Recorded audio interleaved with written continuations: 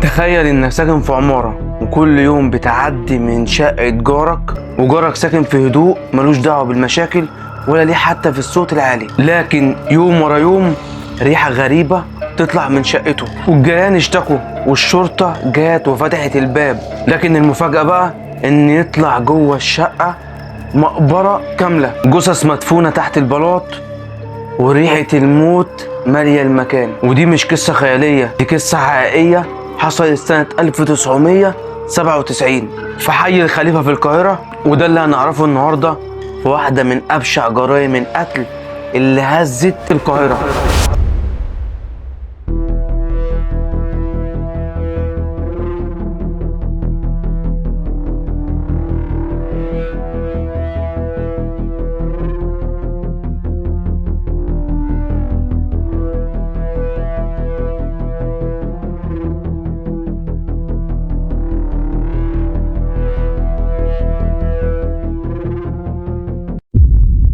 ونيجي لسنة 1997 وبالتحديد كان الوقت ده وقت صيف في شهر 7 في عز الحر. يجي بلاغ للشرطة في منطقة الخليفة حي القاهرة، سكان العمارة تقدم بلاغ ان في ريحة مقرفة وريحة معفنة طالعة من الدور الارضي.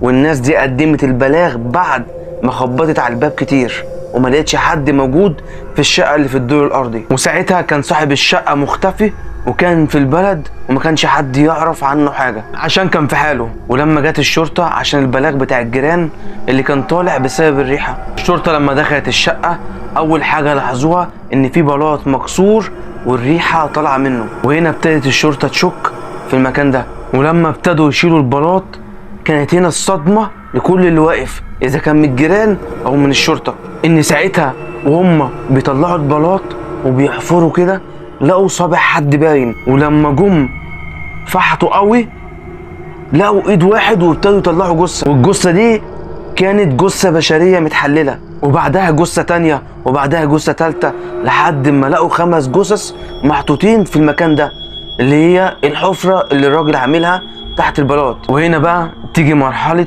ان انا اعرفكم على القاتل ده اسمه سعيد شتا، وهو راجل عنده 40 سنة وبيشتغل سمسار عقارات، ومعروف طبعا في المنطقة اللي هو راجل في حاله ملوش دعوة بحد وعايش في الشقة دي لوحده، ولا عنده عيل ولا عنده تايل، يعني ما اتجوزش. والناس اهل المنطقة بيقولوا اللي هم ما شافوش منه حاجة وحشة من ساعة ما جه سكن في الشقة دي. وهنا هنعرف ايه علاقة سعيد بالجثث اللي موجودة عنده في الشقة. سعيد كان بيستدرك ضحاياه على فترات بحجة ان هيشوف لهم شقة او هيشغلهم في شغلانة كويسة. واول ما الضحية كانت تخش عنده الشقة كان بيقفل الباب ويشنقها بأشرب او بحبل لحد ما تفتس في ايده وتموت. وهنا سعيد يتأكد اللي خلاص الجثة دي او الضحية دي ماتت، يبتدي يحفر ويدفن، يحفر ويدفن واللي بعده واللي بعده. ولما كان بيحفر ويدفنهم كان بيحط البلاط تاني، رجع البلاط اكني ما فيهوش اي حاجه،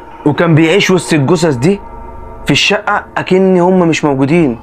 كان بيمارس حياته الطبيعيه عادي، ياكل ويشرب وينام ويخرج ويجي وكأن مفيش اي جثث في الشقه. كل ده والجثث تحته. وفي ضحايا اختفوا من سنين، منهم واحده كانت رايحه تشوف شغل واختفت، ومنهم راجل كان رايح سعيد يشوف له شقه والراجل ده اختفى من سنين برضك، محدش شافه تاني. وغيرهم كتير من الضحايا اللي سعيد استدركهم ودخلهم الشقه. نرجع هنا بقى للشرطه.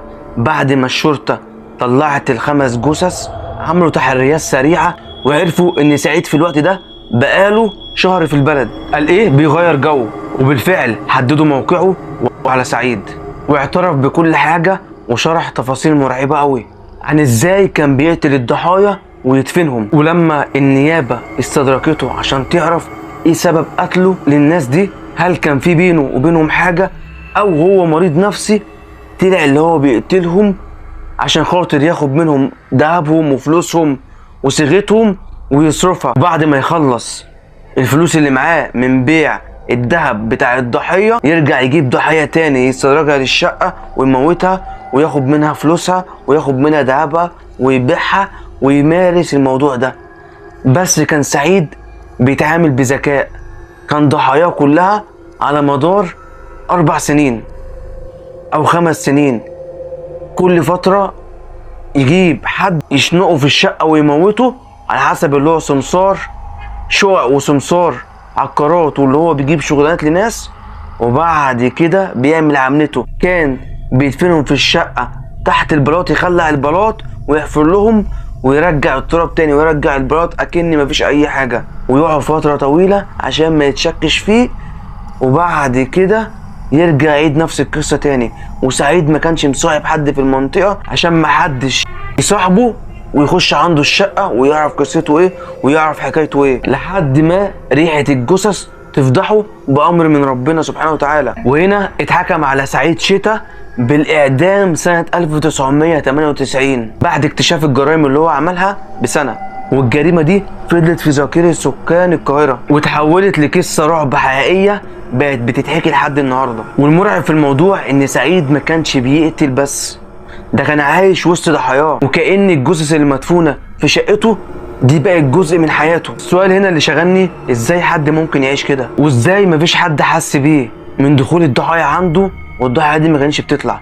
ازاي ما حدش ركز في اللحظة دي؟ بس عشان هم كانوا واخدين عنه فكرة اللي هو كان طيب، فما حدش كان بيركز معاه.